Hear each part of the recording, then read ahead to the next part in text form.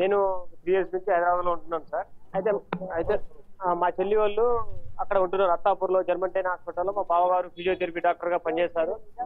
నేను every 1 week ఒకసారి వెళ్తా ఉంటాను అక్కడికి.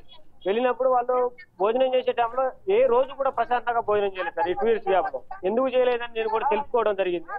అయితే ఏం జరిగిందంటే అక్కడ జర్మంటైన్ అనే హాస్పిటల్లో నర్సుతో ఏదో లింక్ ఉన్నదని ఒక సమాచారం వచ్చింది సార్ నాకు కూడా. నేను కూడా ఇమీడియట్ గా హాస్పిటల్కి వెళ్ళాను. వెళ్ళిన తర్వాత ఏంటి బావ ఎవరు ఏంటి అని మామూలుగా అట్లా మందలించడం జరిగింది. అయితే అతను ఏమన్నారంటే నేను డాక్టర్ కదా, మామూలుగా నర్సులు వస్తూ ఉంటారు పోతా ఉంటారు, డౌట్ క్లారిఫై చేయాలని చెప్పేసి చెప్తా ఉంటాడు. సరే ఫ్రెండ్లీగా ఉంటాయి కదా హైదరాబాద్ కల్చర్ అని చెప్పేసి నేను కూడా దాన్ని లైట్ తీసుకోవడం జరిగింది. ఇంకా భార్య భర్తల ఇష్యూ ఫ్యామిలీ ఇష్యూస్ కాబట్టి సరే వీళ్ళు ఏదో అలా కలిసిమెలిసి ఉంటారు, మామూలుగా గొడవలు ఉంటాయి సహజంగా, మళ్ళీ కలిసిపోతారు భార్య భర్తలు కాబట్టి నేను కూడా దాన్ని ఏం పెద్దగా చెప్పలేకపోయాను సార్. కాకపోతే రీసెంట్ గా ఇప్పుడు ఏం జరిగిందంటే ఒక 15 days బ్యాక్, ఒక 10 days 15 days బ్యాక్ అతను బెంగళూరు పోయినట్టుగా సృష్టించింది సార్. అది ఏంటి అనేది క్లారిటీగా మా వాళ్ళు అడిగారు. అడిగితే బోర్డింగ్ పాస్ అనేది దొరికింది మా వాళ్ళకి. బోర్డింగ్ పాస్ దొరికితే బోర్డింగ్ పాస్ లో 2 టికెట్లు ఉన్నాయి. వాళ్ళు ఫ్లైట్ లో పోయారు, ట్రైన్కి వెళ్ళి ఎట్లా? ఫ్లైట్ లో పోయారు. ఫ్లైట్ లో పోయినప్పుడు ఆ టికెట్ లో 2 పేర్లు ఉన్నాయి. కేరళ అమ్మాయి ఒక పేరు ఉన్నది, దాని తర్వాత మా బావగారి పేరు ఉన్నది. అయితే ఏంటని అతను మందలించడం జరిగింది. అతను కొంచెం ఒప్పుకున్నాడు, నేను కేరళ పోయినా కొచ్చికి పోయినా అమ్మాయితో పోయినా అని చెప్పి ఒప్పుకోవడం జరిగింది. మధ్యలో ఒక 10 days బ్యాక్ కొంచెం గొడవ జరిగింది. దాన్ని కొంచెం సమస్యగా పరిష్కారం చేశారు, ఓకే అయిపోయింది. మళ్ళీ ఈ మధ్య ఏమైందో తెలియదు. ఇక్కడికి వచ్చిన తర్వాత ఇప్పుడు కార్ అనేది యాక్సిడెంట్ గా చిత్రీకరించి రావాల్సి వచ్చింది. హైదరాబాద్ నుంచి ఇక్కడికి ఎందుకు వచ్చారు? అలా వచ్చిన అసలు మీ బావ హైదరాబాద్ చేసే పని ఏంటి? హైదరాబాద్ లో ఫిజియోథెరపీ డాక్టర్ గా జర్మంటైన్ హాస్పిటల్లో చేస్తారు సార్.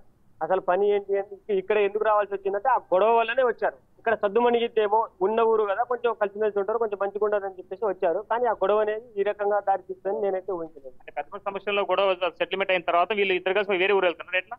పెద్దమైన సమస్యలు ఏం కాలేదు సార్. ఫ్యామిలీ పరంగా మా బాబాయ్ వాళ్ళు మా వాళ్ళు ఏ ఊరు నుంచి ఏ ఊరు వెళ్తుంటే ఈ ఘటన జరిగింది అనుకుంటుంది. అంటే మీ ఊరు నుంచి వాళ్ళ తల్లి వాళ్ళ భోజన నుంచి వాళ్ళకి వెళ్తారు ఎట్లా? బాబోత్ నుంచి పోతున్నారు, ఖమ్మం నుంచి వస్తున్నారు, మాకు తెలియదు, మాకు ఫోన్ చేయలేదు. మీకు అసలు ఏం తెలియదు. అసలు ఏం తెలియకుండా మీ అమ్మాయి సీరియస్ గా ఉంది అని చెప్పారు. అయితే మేము మా ఊరోళ్ళకి చెప్పారు. తర్వాత మీ అమ్మాయి చనిపోయిందని నాకు ఒకటి. అంటే మరి ఇప్పుడు అంటే మీరు పెద్ద మనుషుల సమక్షంలో మాట్లాడుకున్న తర్వాత మరి ఇప్పుడు వీళ్ళు మాట్లాడుకుంది ఎక్కడ? పెద్ద మనుషుల సమక్షంలో మాట్లాడలేదు సార్, ఫ్యామిలీ వాళ్ళే మాట్లాడుకున్నారు. మా వాళ్ళు ఇన్నర్ గా జరిగింది, క్లియర్ అయిపోయింది. కానీ ఆ తల్లి మా చెల్లిని 2 పాపల్ని ఖచ్చితంగా చంపేసింది. చంపేసి ఈ కారు యాక్సిడెంట్ గా చిత్రీకరించాడు. అతనికి కఠినమైన శిక్ష పడాలని పోలీసులు కూడా చొరవ తీసుకొని ఖచ్చితంగా అతన్ని శిక్షించాలని కోరుకుంటాం. ప్రభుత్వాన్ని కూడా ఒకటే విజ్ఞప్తి చేస్తాను, ఆడపిల్ల ఎవరికైనా ఆడపిల్లే, దేశంలో కానీ ప్రపంచంలో కానీ మన రాష్ట్రంలో కానీ ఖచ్చితంగా సీఎం గారు స్పందించి ఇమీడియట్ గా దీని మీద యాక్షన్ తీసుకుని డీజీపీ గారిని చెప్పవలసిందిగా కోరుతాం. సంబంధించింది లాస్ట్ కి చివరికి మంత్రి గారు కూడా స్పందించిన దాఖలాలు ఉన్నాయి. దీనికి సంబంధించి త్వరగా దీని ఇష్యూని క్లియర్ చేయాలని చెప్పి అనడం కూడా జరిగిందని చెప్పి అన్నారు. పోలీసులు కూడా నిష్పక్షపాతంగా దీన్ని దర్యాప్తు చేయాలని చెప్పి చెప్తున్నారు. అయితే ఆ మంత్రి గారి ఆదేశాల మేరకే అన్ని సవ్యంగా చక్కగా త్వరగా దీన్ని క్లియర్ చేయాలని చెప్పి అంటున్నారు. నిజమేనా? ఐఎస్ మాకు కూడా సమాచారం వచ్చింది సార్. ఈ మధ్య చెప్పారు, కొంచెం మీడియా వాళ్ళే చెప్పారు, మంత్రి గారు ఏదో స్పందించారని చెప్పేసి వచ్చింది, సిపి గారికి ఏదో కాల్ చేశారని చెప్పేసి వచ్చింది సార్ సమాచారం. సో పోలీసులు ఏమంటున్నారంటే ప్రజెంట్ గా పోస్ట్ మార్టం అయ్యేదాకా మేము ఎటువంటి చర్యలు తీసుకో, పోస్ట్ మార్టం అయిన తర్వాత మాకు ఎటువంటి సమాచారం వస్తే దాన్ని బట్టి ఫర్దర్ యాక్షన్ తీసుకుంటాం అని చెప్పి అంటున్నారు.